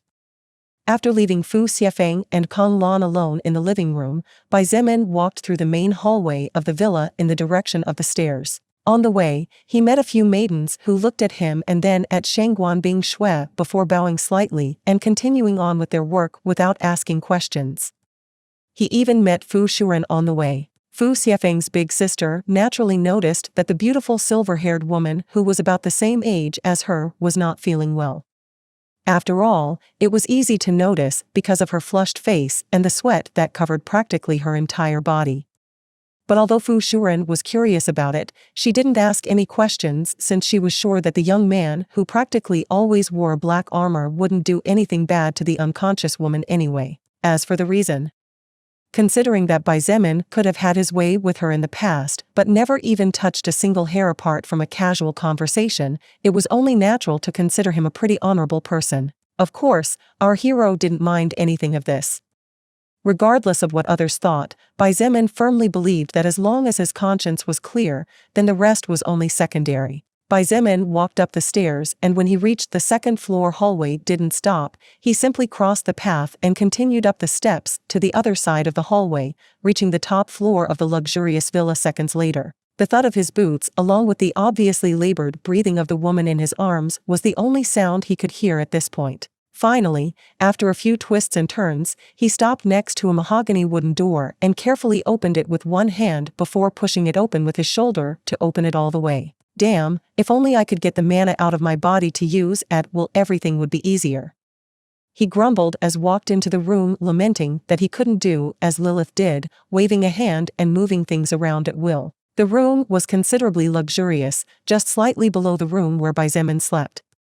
In fact, in reality, all the rooms in this villa were very luxurious, the guest rooms were no exception to the rule. Well, another way to achieve what you want is to obtain the skill telekinesis from a skill scroll. Lilith appeared in the room, right next to the large window whose panes were partially covered by a huge light gray curtain. Learning a skill to do something like open a door. So pitiful. Xietain smiled bitterly and shook his head as he walked towards the bed that was located centered on the left side of the room. Hee. Of course, you can also learn the skill by yourself. But for that, you need to control the mana almost perfectly, so it might be difficult for the current you. Lilith observed as he placed the body of the unconscious Shangguan Bing Shui gently on the bed, and a smile showed on her face as she playfully said, "You're pretty good at taking care of women. Are you sure you haven't had a girlfriend before?" Xietain straightened his body again and walked towards the private bathroom of the suite as he jokingly replied, "Oh, I tried in the past, but things didn't go well. I ended up with a broken heart and someone else ended up hospitalized with broken legs. Lord help us." He. Lilith giggled softly at the joking tone he replied with and said solemnly, "Amen." The reason why she was joking with something like that was because even though at that time Xietain had a hard moment, she was 100% sure that the current him really didn't care about what happened back then with that girl he met during his teenage years. In fact, just by the tone of voice, without fluctuations, and by his steady gaze as well as the movements of every muscle on his face, Lilith knew that Xietain didn't even hate that girl. To him, that woman was similar to a stone in the middle of the road. She only stopped him for a moment before being kicked away and forgotten the next instant before continuing on his way naturally as if nothing had happened. Xietain came out of the bathroom and finally answered honestly, "Well, although I might not have dated a girl, I don't think it takes such a thing to know how to treat a woman. After all, I'm not a kid who doesn't know anything about life. Maybe." Lilith shrugged before raising an eyebrow at the sight of what he held in his hands, just curious, "But that wet towel, you're not thinking of using it on her, are you?" Xietain paused and looked at her before saying in confusion, "Yeah, well. It's for her face." "Why do you say that?" "Ugh." Lilith approached him with a serious expression and stopped when she was at a close enough distance that her bust threatened to touch the chest plate of his armor. Xietain looked at her stunned, and she said in a serious voice, "I'm going to ask you a question and I want you to be honest. Is it okay?" "Of course." He did not hesitate and nodded. There were very few times he lied. Though he had embezzled the words several times. Lilith took a step back and pointed at Shangguan Bing Shui before asking her question, "What is she to you?" "A reliable companion on the battlefield." Xietain didn't even take a second to answer. "That's all?" Lilith raised an eyebrow and pursued further. "That's all. Nothing more and nothing less." He nodded and continued, "Shangguan Bing Shui is a person I can entrust my back to while we fight, an intelligent woman whose opinion is worth listening to. As for seeing her as a woman, naturally, I find her beautiful. But that's all. If you want to know if I have any special feelings, then the answer is a total and absolute no." Speaking up to here, Xietain smiled slightly and said jokingly, "Could it be that you are feeling jealous?" Lilith ignored his words and looked him straight in the eyes for a solid minute in total silence. Even though a single minute seemed short, it was different when two persons stared straight into each other's eyes, without looking away for even a split second. Finally, a complex light flashed in her eyes before she took a second step back and said in an exhausted voice, "Xietain, I will give you a kind advice." The smile on Xietan's face slowly withdrew and his expression turned serious and indifferent. Since Lilith was calling him by his name and not little brother Xietain as she liked, then it meant that she was being genuine. Seeing that he was paying attention to her, Lilith sighed and said softly, like a good big sister teaching her little brother something, "If you don't have special feelings for a woman, or if you just don't want to have a special relationship with her, then be careful what you say and what you do.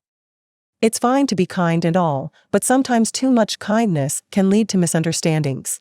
Xietain opened his mouth to say something, but in the end, hesitated and closed it again without saying anything. Although he could be a bit dense sometimes as he simply didn't think about romantic matters because he didn't think too highly of himself in that regard and didn't have time for such things, Xietain wasn't an idiot who didn't know anything.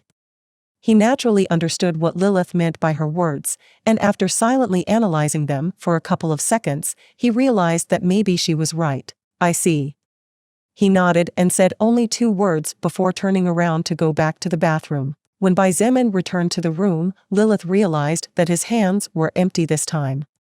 As she kept looking at him walk to the window and sit in one of the couches near the terrace, she couldn't help but wonder if what she had just said had made things more complicated than they needed to be. She thought that she had already intervened too much in certain things, and that if she didn't want certain matters to get too out of hand, it would be better to stop getting too involved when it wasn't necessary. Lilith walked to the closed window and sat down on the couch facing Xietain.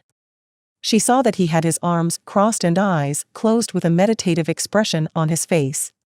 Just seeing him deep in thought made her regret what she had just said, but unfortunately for her, the words had already left her mouth long ago. Despite being a higher existence that was unaffected by the passage of time regardless if it was hundreds, thousands, tens of thousands, or millions of years, this did not mean that Lilith was above time.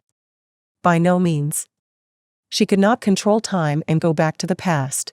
The day passed very quickly, and Xietain never left Shangguan Bing Shui's room. Because she had entrusted her life to him, then he was going to fulfill her expectations. After all, as a man, the least he could do when another person entrusted him with her entire existence was to do his best to reciprocate. Even when the sun descended and when the moon ascended into the sky that had now transformed into a massive black mantle with countless stars, Xietain remained seated on the couch beside the window without moving. Lilith naturally stayed by his side, and although the two did not talk much, the silence in itself was not uncomfortable in any way. On the contrary, it was extremely relaxing and allowed both of them to think and reason about things that, perhaps, they were doing wrong. Lilith. She was looking up at the stars in the sky when Xietan's voice caused her eyes to shift to him. Like her, he was looking at the stars in the sky, apparently thinking about something or perhaps just appreciating their beauty. "What's it?" She answered in a low voice that soon melted into the darkness of the room. "May I know how old you are?" Xietain asked calmly. Lilith was a little surprised by the question before she smiled slightly and asked back, "How old do you think I am?" He was silent for a few seconds before answering, yet without looking at her, "I don't know, maybe about 5,000 years? Hee." Lilith chuckled sweetly before looking back up at the stars in the distant sky and replied quietly, "Well, I'm a lot younger than you think. So young that you'd probably be shocked to know it." "Oh?" Xietan's curiosity spiked sharply this time, and he finally turned his face to look at her. Seeing that she didn't respond, he decided to wait and see. After about a minute or two, she finally uttered, "This world called Earth makes a complete rotation in orbit around the star called Sun once every 365 days, am I correct?" Although secretly surprised that she knew such information, Xietain thought that as a higher existence it was something easy for Lilith to analyze. Even so, he nodded, "That's right." Lilith smiled slightly, a smile that was intricate and emotionally charged to describe properly, and said something that left Xietain without breath for a long time. "So, one rotation around the sun takes 365 days of time, which is abbreviated as 1 year of time in the calendar of this world's mankind. Taking that same time range into account, my age is young enough that the Earth didn't even manage to make 100 circles around its main star." Blood Warlock, Succubus Partner in the Apocalypse. Chapter 287 Ice Goddess Scotty, Part 1. After hearing Lilith's words, Xietan's breathing completely stagnated and all he could do was stare at her face with a stunned expression. Less than 100 circles around the sun. Less than 100 years. Lilith's age didn't even reach a century. Even though he had just heard the answer just moments ago, for some reason Xietan's mind refused to accept it, or perhaps he simply could not understand how such a thing was possible. Lilith did not seem to be amused by his funny expression or anything else. In fact, the expression on her face was still as complex as when she said those words before the room fell into absolute silence. While the natural sound of nocturnal insects added an extra layer of calm to the dark night, two existences were overwhelmed by their own emotions that, although different, the result led them to stay in silence for a long time. After what seemed to be an eternity, Xietain asked in a halting black voice, "Lilith. Aren't you a sixth-order existence?" "How? Less than 100 years old." Lilith looked at him silently, a smile containing a hint of sadness adorned her beautiful and always cheerful face, a smile that Xietain could not make out due to his own fluttering heart. She said without knowing whether to laugh or cry, "Why? Did you expect me to be an ancient woman? You didn't expect me to be a genius of the highest level the universe has ever seen?" "No. It's not that. Xietain finally managed to calm down a bit, at least, enough to have a normal conversation. He shook his head and quickly said with glittering eyes, I admit I didn't expect your talent and power to be terrifying enough to carry you so high in the ranks of power in all the history. Although I don't know how long it usually takes for an existence to reach your level, it definitely must be thousands of years at the very least. Isn't it? Thousands of years and tens of thousands of years, that's the norm, Lilith replied in a slightly muffled voice. She looked at him with narrowed eyes and smiled slightly before saying, even if we leave aside all those who stagnate without being able to advance any further and end up being swept away by the river of time before becoming mortal remains, I can say with some pride that there has been no one capable of reaching the sixth order at a speed faster than me. Every higher existence, at some time, was also a lower existence. Among countless lower existences, only a small handful managed to break the chains of time and become a higher existence. Each one of these beings were geniuses among the greatest geniuses in recorded history. All of them had the right to be proud and arrogant. In the past, they were not only heroes of their respective worlds, but also represented the hope of their own races. However, even though he knew nothing about it, even though he was a mere pitiable first-order lower existence who had not yet reached even level 50, Xietain was 100% sure of one thing. This was that regardless of how fast the others were, they definitely could not have been faster than Lilith. The reason was simple. To level up, every existence regardless of race needs to absorb commensurate soul power to purify, solidify, and increase one's own soul power. Xietain remarked as he looked at her in admiration. The higher the level and order of an existence, the more difficult it becomes to advance. If I wanted to level up now, I should probably kill at least around 100,000 zombies, considering the soul power they currently possess. So, Lilith listened to him silently and, even though he hadn't finished yet, she somehow already knew what he was going to say. Therefore, she nodded and replied indifferently, what you are thinking is correct. Xietain sucked in a breath of cold air and became incredulous once again. Then, you. How many higher existences did you kill to ascend so quickly? If an existence followed the normal path to become stronger, which meant absorbing a lot of soul power from existences weaker than oneself so as to be safer and less likely to face death, then the amount of time needed to rise through the ranks would be ridiculously high. Even those outstanding talents who transformed into higher existences needed millennia to ascend to the fifth order. Forget about the sixth order then. However, Lilith managed to go from being nothing, a mere zero-level lower existence, to a being with very few rivals in the entire universe, all in less than 100 years. What did this mean? The answer was simple. Lilith must have fought countless battles to the death with her life on the line, challenging insanely strong beings, absorbing the soul power of those existences, and leveling up and climbing among orders at a speed that could only be called mind-blowing. Hee. Little brother Xietain, big sister already forgot that. Lilith smiled sweetly before she shook her head and rectified herself. Rather than forgetting, I just killed too many to remember the count. Do you even remember how many beings you've killed so far? Xietain was dazed for a moment before forcing a smile into his heart. Remember how many beings he had killed so far? That was simply impossible. Xietain had ended the lives of hundreds of thousands of living beings in little more than a mere month, but he had already killed so much. How could Lilith remember then? However, even without an exact number, Xietain naturally knew that the amount of lives that the lovely woman sitting on the couch in front of him had claimed with her two small hands definitely exceeded tens of millions with ease. Of course, even though he was aware of this fact, it did not mean that he felt apprehensive or disliked towards Lilith in any way. To people like Xietain, a woman capable of taking the life of another being in order to survive was praiseworthy. Why did people believe that life was beautiful but death was horrifying? Maybe, just maybe, it was because life was a beautiful lie while death was a cruel reality. But for people who breathed death instead of air while living, life did not represent safety and death did not represent something to fear. But Lilith looked at him sharply and said something that made Xietan's blood run cold. I have destroyed no less than 10 worlds. Including all life in them, of course. Destroying worlds and annihilating races? Xietain felt he could no longer be more surprised than this and smiled bitterly before shook his head. He sighed and said, not knowing whether to laugh or cry, you know. One of the reasons I most appreciate having you near me is because knowing your accomplishments somehow helps me keep my growing arrogance under control. Otherwise, I'm not quite sure what kind of person I would have become at this point. Even though he didn't have many people to compare himself to, Xietain knew he was powerful. Powerful enough to be invincible among all the humans he had faced or who had demonstrated their power in front of him so far.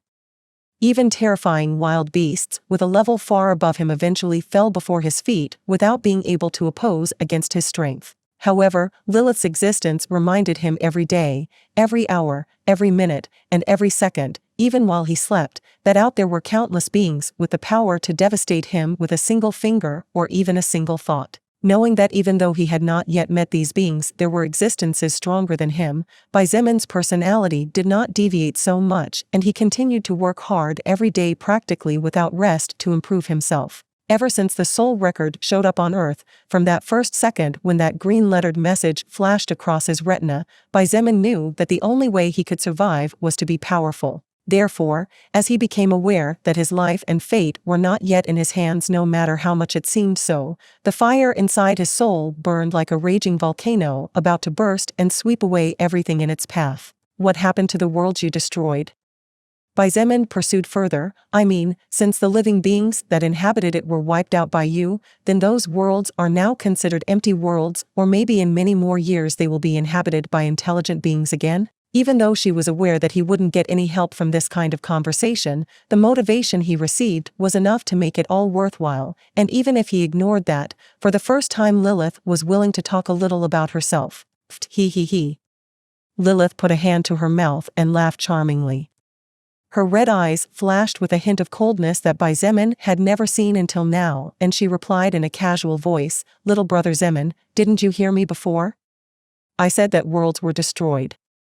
Worlds such as Earth completely annihilated, leaving no trace of life for there to be any possible evolution in the future. There are even 3 higher worlds on that list. Higher worlds." As Lilith had told him in the past, this was the term used for worlds capable of containing the attacks of higher existences without being destroyed. At this point, the world also gained its own will and power, which allowed it to defend itself against threats of annihilation. You completely destroyed more than 10 worlds? For the first time in a month, Xietain raised his voice uncontrollably. However, he soon realized something and sucked in a breath of cold air as he said in a state of shock, "So? All the higher existences of those worlds, dead. Massacre."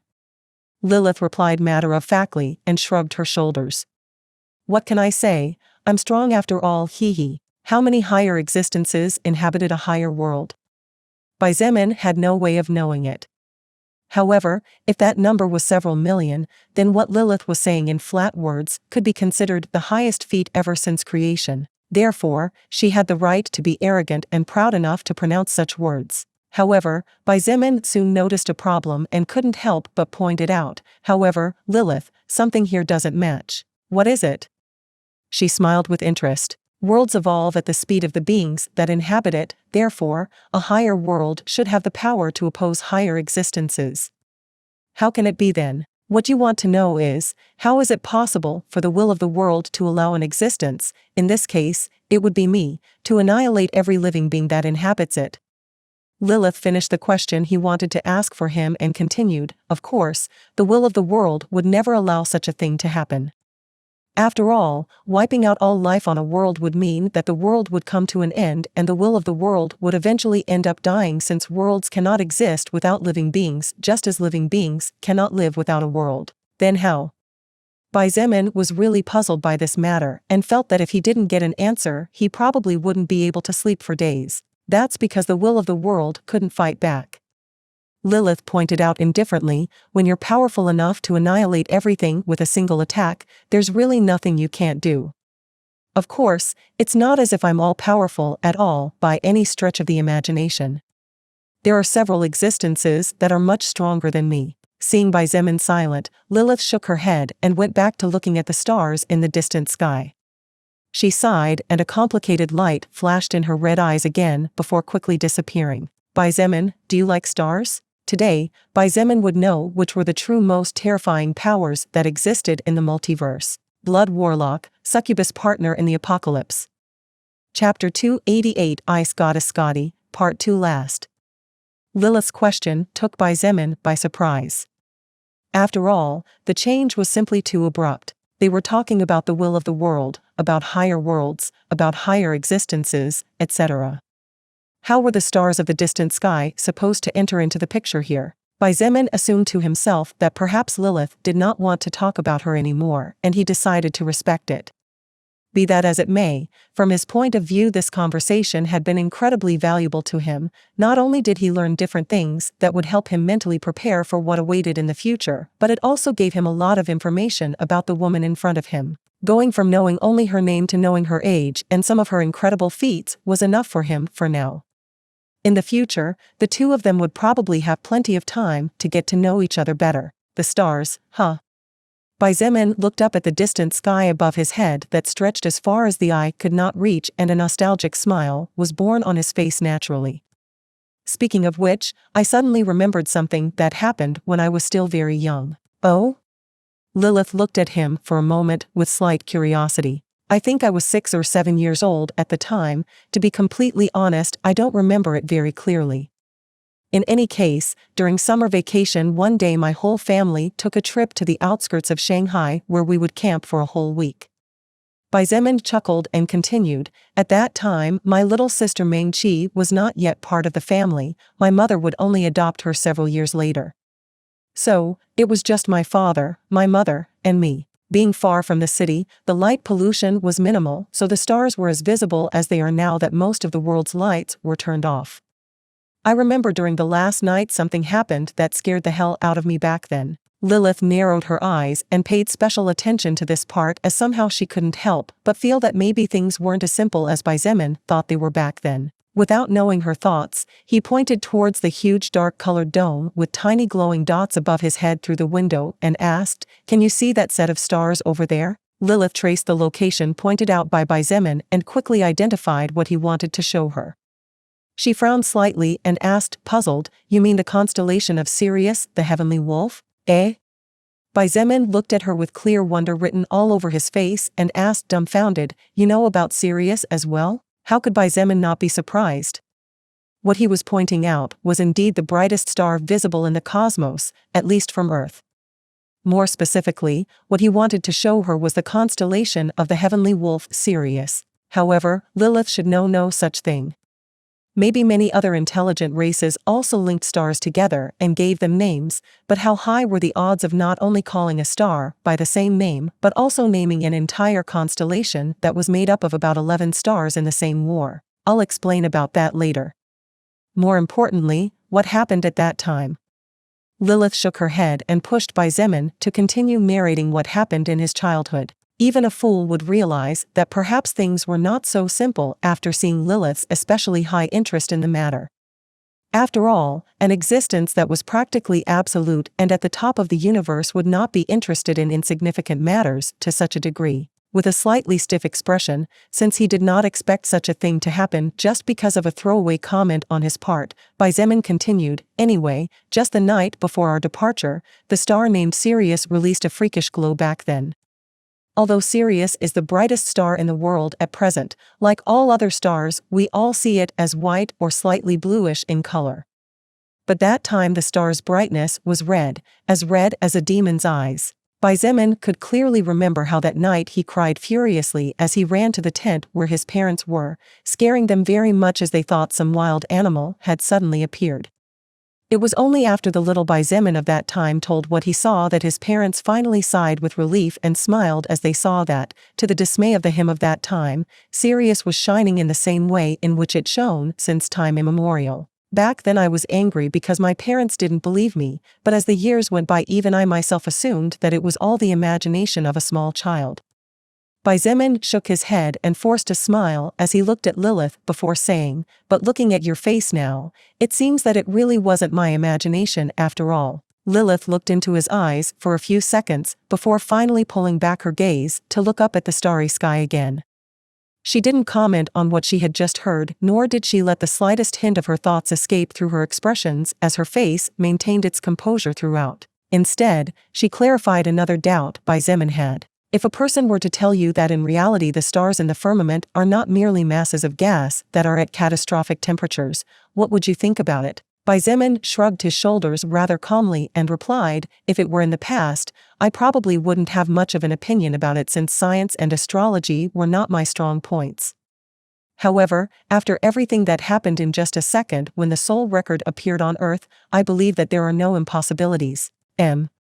It's good to keep your mind open to new ideas, thoughts, and perspectives. Lilith nodded in praise and continued, in fact, the stars are not as simple as they seem. More specifically, not the stars themselves, but the constellations, composed of a set of stars. Xietain remained still in his seat and listened to everything with utmost seriousness. Lilith's voice blended with the calm atmosphere of the night as if it were the most beautiful melody in the world. The firmament, that is to say, that infinite space through which the stars move, which many call sky, is similar to a huge mural where rest the wills and powers of existences that surpass the limits of the universe, entering into a new world full of dangers but also with infinite possibilities.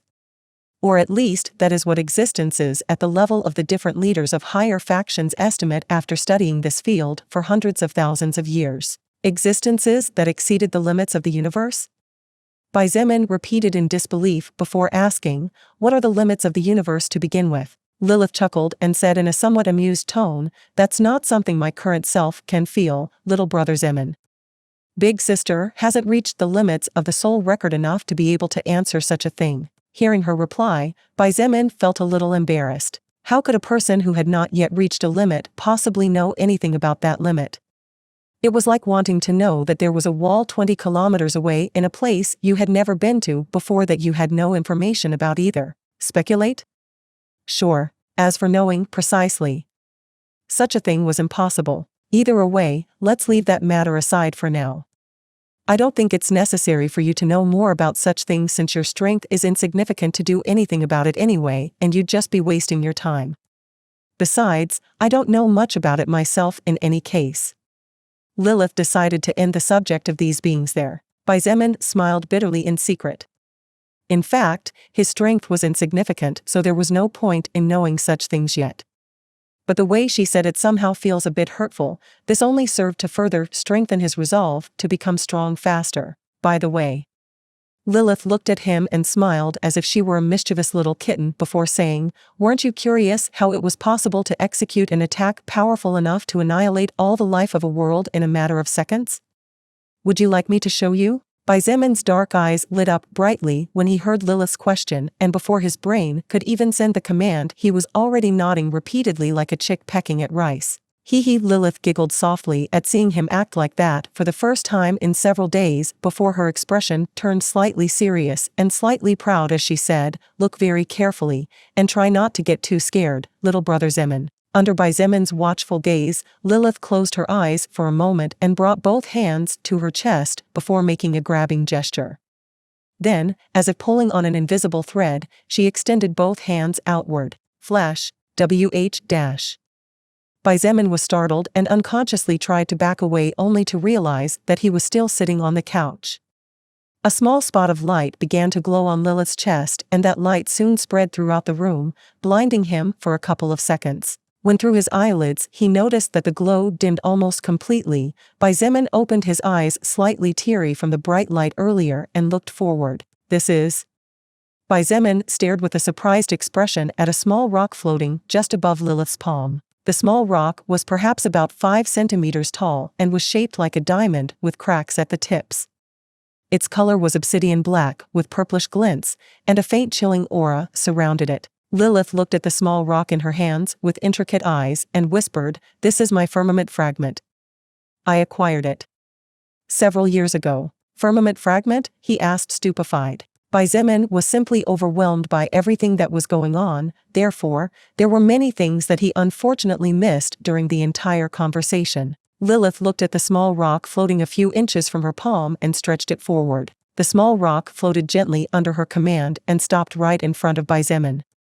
The small rock that Lilith referred to as firmament fragment was now within reach of his hands, and the coldness around it did not feel uncomfortable, but he could feel as if death itself was staring him in the face. "You can touch it." Lilith's voice snapped him out of his daze, and as he lifted his head, he saw her looking at him with a small smile. She nodded and insisted, "Touch it.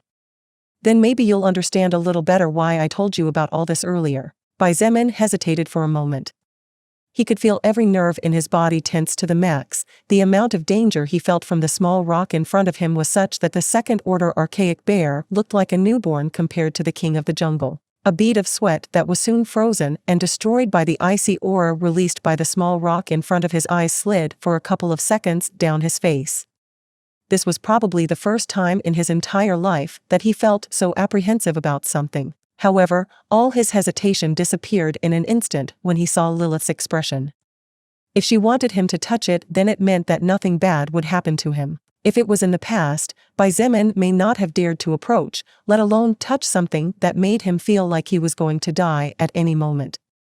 But now, he basically trusted Lilith with his life, so he wasn't worried about his safety. He reached his right hand forward and very carefully, gently touched the smooth surface of the small rock. Immediately, a message flashed across his retina. Skadi's will, firmament fragment. Skadi, in the past known as an extremely powerful ice goddess who was capable of annihilating entire armies with a single breath before reaching the limits of the soul record and disappearing. This firmament fragment possesses a portion of Skadi's power and has already recognized its holder. Once every 6 months, can use the active skill Niflheim and increase mana by 500% and magic by 700%. Niflheim, bury everything in a prison of eternal ice, freezing the life of all enemies below the 7th order. The attack range is inestimable. Blood Warlock, Succubus Partner in the Apocalypse. Chapter 289 Firmament Fragment. How would you feel if you suddenly decided to leave your house for the first time in half a year only to realize that the whole world changed completely? You would probably be scared, shocked, even despairing was not an impossibility, along with many other emotions overwhelming your soul. Xietain's emotions were completely out of control. His heart felt as if it would burst at any moment as a torrent similar to a fierce hurricane in the middle of the sea was shaking him back and forth as if he were a small wooden boat. While reading the same message over and over again, studying and analyzing the information as well as the details of the firmament fragment that contained the will of the ice goddess Skadi, Xietain's mouth opened several times as if he wanted to say something, but there was no sound coming out of it. His eyes even lost their focus for a moment at the same time as his breathing stagnated as if he was a lifeless corpse. Lilith observed every change in his expression and did not miss the slightest detail. Her red eyes, similar to 2 beautiful bright rubies, glittered with faint amusement. This was the first time she had seen Xietain act in such a manner. Even when the soul record arrived on Earth and turned his world upside down, the shock he received had not stagnated him to such an extent. After a long time of silence, she finally spoke to snap him out of his daze. "Powerful, don't you think?" Xietain raised his head slowly and stared at her. His heart was still quivering as 1,000 thoughts raced through his head. Powerful? There was no doubt that the small rock before him was powerful. However, for some reason, Xietain felt that the word powerful did not do justice to it. "I think the word overwhelming is more appropriate in this case, Lilith." He sighed heavily and dropped back against the back of the leather couch. His dark eyes looked at the small glowing rock and stated, "That skill called Niflheim is crazy to say the least. Just the boosting of stats on a percentage basis, and not a specific number, makes it a supreme treasure." Xietain had no idea what Lilith's stats were like. After all, the statistics were different from the records of every existence. The statistics could be translated as the very soul of a being, and except for the possessor of that soul, others had no way of knowing those numbers unless the other person told them. Basically, the statistics were the numbered soul power. However, even though Xietain did not know how strong Lilith's soul was or how high her stats were, her numbers were definitely in the thousands, tens of thousands, and could even be hundreds of thousands. Since Ice Goddess Skadi's firmament fragment granted Lilith the ability to increase her mana by 500% and magic by 700% instead of a fixed number like say 2,000 or 5,000, the boost Lilith received depended on her own power in these 2 stats. The higher her magic and mana, the more power she would receive as a reward. Even if she could only activate the skill once every 6 months, for higher existences like her 2 months meant nothing. Forget that they were not afraid of dying of old age. Finding an opponent capable of threatening a person in possession of such an item was basically impossible. Xietain was certain that even if a 7th order existence appeared in front of Lilith, the loser of the clash would not necessarily be her even though she was 6th order. Now do you understand why in the past I told you that statistics were the only thing that really mattered?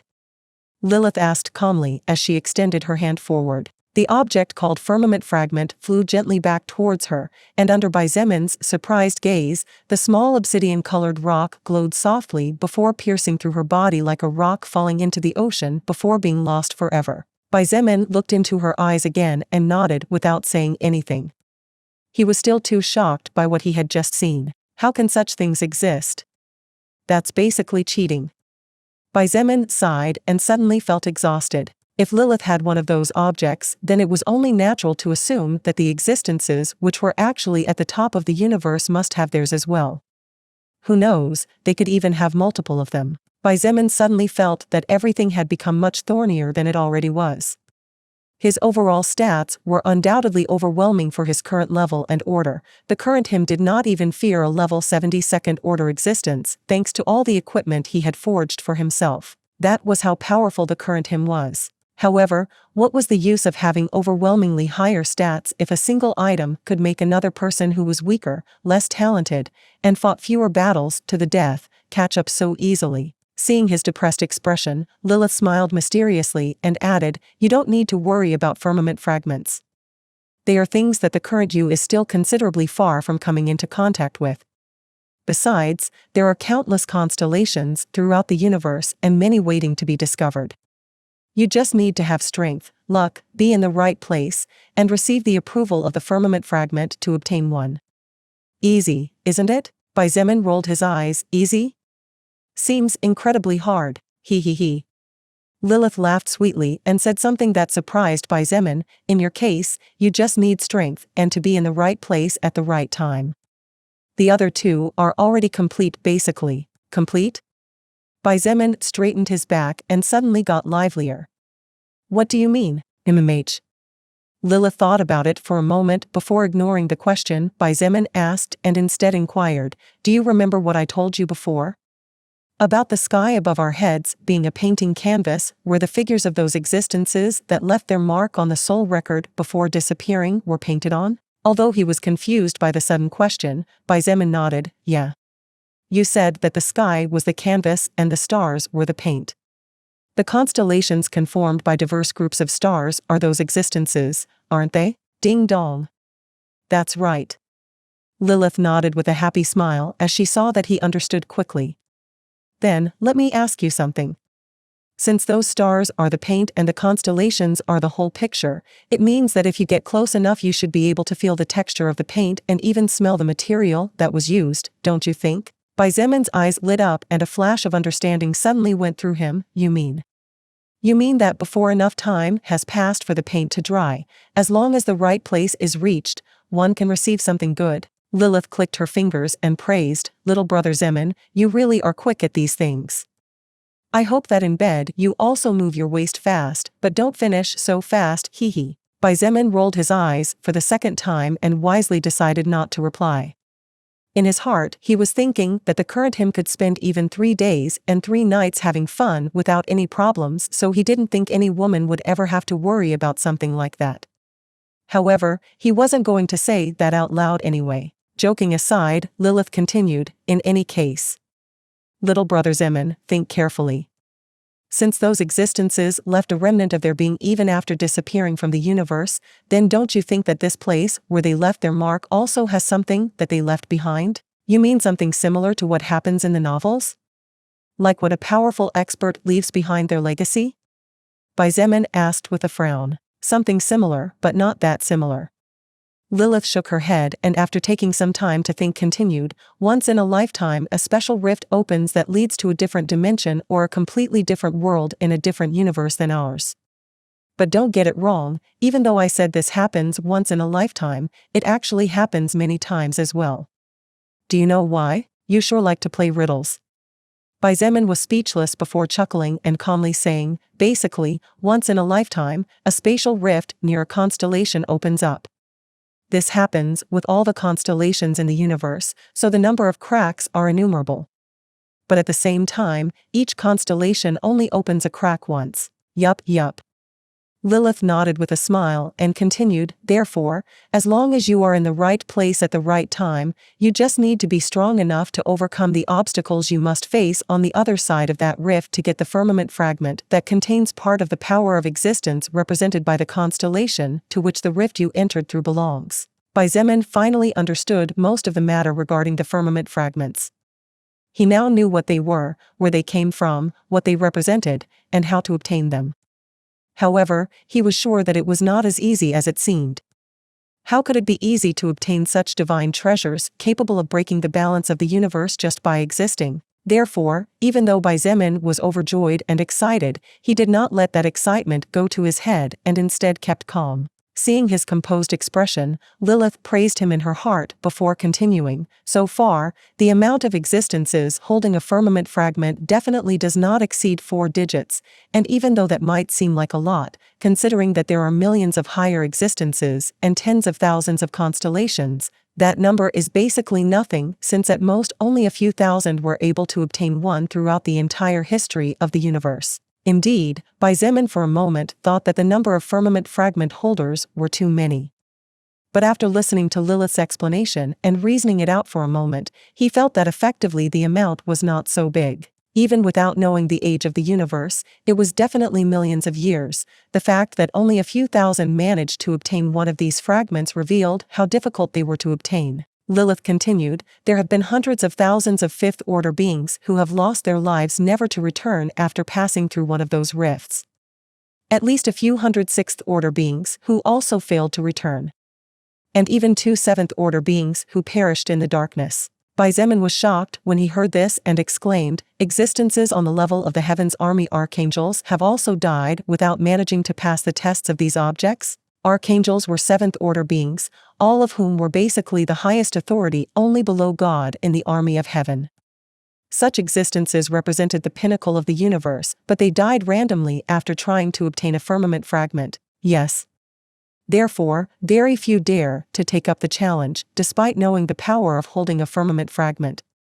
Lilith nodded with an extremely serious expression before saying, in fact, if it wasn't for the help of a person back then, I might not have obtained my first fragment. First fragment. Xietain blinked as a crazy idea popped into his head and he couldn't help but gasped as he looked at Lilith in a state of utter shock. Do you have a second firmament fragment? Blood Warlock, Succubus Partner in the Apocalypse. Chapter 290. One of the most powerful firmament fragments in the universe. A single firmament fragment already possessed so much power, making its holder in existence far above those at their level and even granting them the power to fight against existences beyond them as if it were a piece of cake. So how powerful could an existence that controlled not 1, but 2 firmament fragments be? Xietain did not know. But he did know that if Lilith truly owned a second firmament fragment other than Scotty's will, then she should undoubtedly be one of the most terrifying beings in the entire universe. Xietan's doubts became clear in the next instant. When Lilith heard the question he asked her, she was stunned for a moment as she could not understand how he came to that conclusion. However, she soon realized her mistake, a small slip that as long as one paid enough attention one could easily notice, and anyone with a certain level of intelligence would understand what those words implied. When she said, my first firmament fragment basically revealed that there was, at the very least, a second one. Realizing her misstep, Lilith couldn't help but smile bitterly in secret and scolded herself and her slack mouth. Despite this, she looked Xietain in the eyes and shook her head as she said in between a sigh, I'm sorry, but I can't show you that fragment just like I showed you Scotty's will. She couldn't do that as it would give her problems in the future. In fact, everything would become much more complicated for everyone. Therefore, she could only apologize even if Xietain was upset. However, Xietain naturally did not get angry at all. Even if Lilith did not answer any of his questions, he would not get angry at all, although he could become more cautious and careful against her once again. Everyone had their own secrets or things they didn't want to come out, and even he himself was no different in that case. Besides, Lilith had not only just admitted that she did indeed have more than one firmament fragment, but she had also tactfully revealed to him that the total number was 2. Oh, it's not like I want to see it. Don't worry about that. Xietain waved his hand casually before sighing and looking up at the starry sky, but still. You really are amazing. Less than 100 years old, but you're already a 6th order higher existence and holder of 2 firmament fragments. Even if you praise me, I won't give you anything. Lilith joked before looking at him with a smile and saying, by the way, don't you want to know why I said that 2 of the requirements to obtain a firmament fragment have already been completed by you even without seeking it? Now that you mention it, it's true. I almost forgot that part. What is this all about? Xietain nodded with a bit of anticipation in him and waited patiently. Actually, to obtain a firmament fragment you also need this one's approval or else you won't be able to receive it even if you overcome all the challenges set, Lilith explained calmly. This is also one of the reasons why many higher existences do not dare to go deep into the spatial rifts that will bring them to unknown places and where they will have to face unknown dangers. When Xietain heard Lilith's words he almost fainted. Imagine facing countless dangers, fighting on the brink of death countless times, and bleeding oceans all for the sake of obtaining a firmament fragment only to be rejected at the end. Just thinking about this provoked the corner of his mouth to twitch uncontrollably. Probably only those who were especially thirsty for power or who really had no other choice would venture into those spatial rifts formed by the remnant power left behind in the form of star constellations. Xietain believed that no one who lived a good and carefree life would really want to throw away their life pointlessly. Regardless of his thoughts, Lilith's next words encouraged and surprised him, but in your case, you don't need to worry too much about the matter of being recognized by a firmament fragment since apparently, one has identified you several years ago. Xietan's eyes slowly widened and his pupils twitched as a thought completely flooded him. You mean, yep. Sirius Heavenly Wolf. Lilith nodded and looked at him with a genuinely happy smile. The constellation of Sirius Heavenly Wolf is much farther away than you think. However, even from a distance that humanity probably could never have reached considering the extremely slow speed of technological advancement, Sirius still sensed you and tried to call out to you despite the difficulties. Xietain was stunned and speechless. After a long time of silence, he couldn't help but let a bitter smile appear on his face and shook his head as he said, that firmament fragment containing Sirius will is crazy? Why is it trying to communicate with a 6-year-old? Forget about whether a 6-year-old child managed to respond to that call or not, most likely all children would be scared to death just like little Xietain at that time. But more importantly, even if the Xietain of that time understood what was happening, he was only 6 years old. At that time there was no soul record on Earth and the world's mana was fast asleep. How was a normal 6-year-old child without any power supposed to reach a constellation that was located who knows where? It was simply impossible. Lilith also frowned and said in a somewhat perplexed voice, that's something I can't understand as well.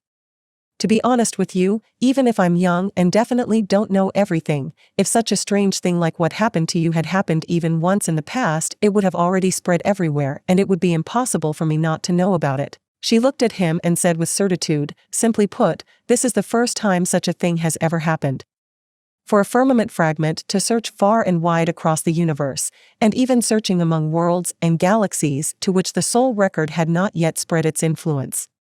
Sirius Heavenly Wolf seems to be in a hurry to bond with you. Xietain smiled bitterly again and sighed, well, that's a pity. As much as I'd like to rush off to find it right now, things aren't always the way you want them to be. Unless I'm a 5th order higher existence, I don't think I'll manage to get to such a distant place, let alone have the power to complete a trial capable of killing 7th order beings. Not necessarily so. Lilith shook her head. Apparently you misunderstood something, or maybe I misspoke.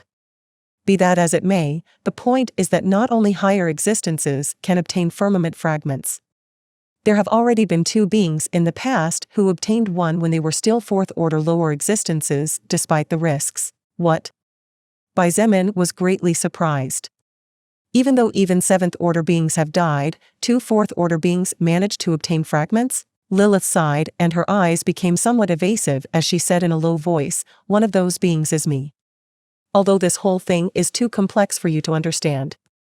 We can only talk about this when you are strong enough. Xietain frowned deeply when he heard this and plunged into his own thoughts. If he already thought Lilith was already a powerful and mysterious existence, then all that dark veil that surrounded her and practically didn't let others see through her had now become darker and deeper than it already was. Just when I thought I knew you a little better, it actually turned out that everything became more complex. Xietain forced a smile and sighed. Doesn't that mean you know me better? Lilith looked into his eyes with a gentle smile on her beautiful face and pointed, Do you remember who I am? Lilith, a sixth-order higher existence currently affiliated with the demonic army, one of the most powerful and well-known higher factions in the universe. Isn't it natural that everything gets more and more complicated when you discover something new about me? Or maybe you're just scared. Just as in school, as one advanced through the grades, the difficulty and variety of topics one had to strive to learn increased exponentially. When one came into contact with something beyond one's current capacity, it was natural to feel somewhat apprehensive about it and even a bit tired mentally and physically. Xietain only remembered this when Lilith pointed this out. His spirits immediately lifted and a confident smile unconsciously appeared on his face. Scared? I am the first existence in the universe to evolve a skill on the first day the soul record visited a world. I defeated a first-order level 30 defensive type evolved beast while I was only a level 15 unclassified existence. I am probably also the only one who has killed with a single attack a beast that was on the verge of evolving into second order while being only a level 25 unclassified existence. It's only been a little over a month, but I've already accomplished so many amazing feats. What is there to be scared of? When I reach your level, I'll probably be powerful enough to kick everyone's ass. True. My journey has just begun, but I have already achieved so much. I will accomplish so much more and become powerful enough that nothing will ever take me unawares again. Xietain's soul burned fiercely and his spirit lifted to an all-time high. He definitely didn't want what happened when the soul record practically ruined his day-to-day life to happen again. He definitely did not want his loved ones, whose fate was unknown even now, to face any kind of danger again. Therefore, he would become strong. Strong enough so that no one would tell him what was right or what was wrong. Strong so that his life would always be firmly gripped by his own hands and not by the whim of others. Hee. That's the confidence you should have. Lilith nodded with a satisfied smile. You don't know it yet, but you're much more awesome than you think. It's just that it's still too early for you to realize that. Little by little, you'll come to understand many things, and you'll see that everything that seemed difficult or crazy to you before really isn't so much. Look, even one of the strongest firmament fragments seems anxious to meet you quickly. One of the strongest? Sirius is? Xietain's ears perked up immediately. The fragment containing part of the will of the heavenly wolf Sirius is without a doubt one of the most powerful in the entire starry firmament. Lilith nodded with a serious and even slightly respectful expression. The constellation of the heavenly wolf Sirius is not only the brightest from Earth, but is even visible from the darkest corners of the universe. Although it is not necessarily the strongest, as I wouldn't know for sure, there is no doubt that its power must be at least several times higher than that of my Scotty's will. Xietain's poor heart almost pounded out of his chest. Every word Lilith said only raised his expectations higher and higher, but unfortunately, it also increased his impatience to obtain his own firmament fragment even more. Although Xietain had only seen one firmament fragment so far, and it would probably be the only one he would see for quite some time, the fragment containing the will of the ice goddess Scotty was already so terrifying. So how strong would the firmament fragment containing the will of the heavenly wolf Sirius be? Even if it wasn't several times stronger as Lilith said, even if it was only a little stronger, Xietain could already jump several times on one foot and shout his joy to the heavens. Damn it, forget about stronger, just the equivalent of Lilith's fragment would make him so happy that he wouldn't be able to sleep for several nights. However, you should probably hurry up. Lilith frowned tightly and put on a worried expression that was rarely seen on her face. Sirius Heavenly Wolf's fragment undoubtedly had to expend a massive amount of power to reach a world outside of the soul record's influence as the Earth was back then. If you don't hurry, it's probable that the will left behind by Sirius will vanish forever. That's bad. Xietain also frowned tightly. Although the firmament fragment containing Sirius wool was not yet in his hands, he unconsciously already treated it as his property, so naturally, he was not happy to hear this. Moreover, since the firmament fragment that contained part of the will of Sirius Heavenly Wolf was searching for him so fervently, it was very likely that this fragment would be the most appropriate for him.